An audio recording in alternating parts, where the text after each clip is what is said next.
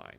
Now, I've been an advocate of a Bitcoin-heavy portfolio during undervaluation territory, especially during QT and higher rates, because capital should leave alts and go to Bitcoin.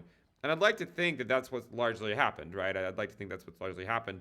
And that phase, I think, will continue for longer, for longer, that capital sort of eventually making its way to Bitcoin slowly but surely, and that continuing to provide Bitcoin with that liquidity that it needs. So position of the asset class changes over time, and how, in undervaluation territory, Bitcoin heavy portfolios tend to do better. And then once you get really durably overvalued, after that Bitcoin parabolic rally is over, that's when altcoins tend to outperform for a while. So just something to remember. The overvaluation phase, the undervaluation phase, it's pretty normal.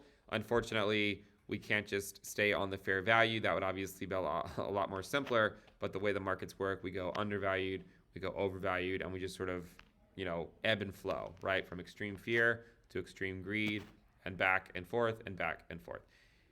I've also bias has been for the last, let's call it, a little over 2 years, has been to assume that Bitcoin dominance is going up and that altcoins are bleeding back to Bitcoin, and that ETH is bleeding back to Bitcoin.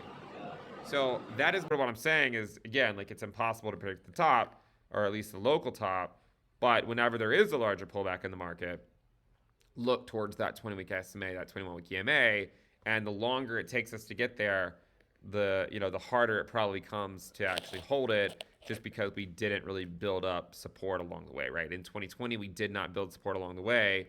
2019, we did not build support along the way, right? So whenever the bear market finally came for it, you had to go down slowly to test where was support actually. Same thing over here, right? You had to just slowly go down and keep testing it until you found where support was.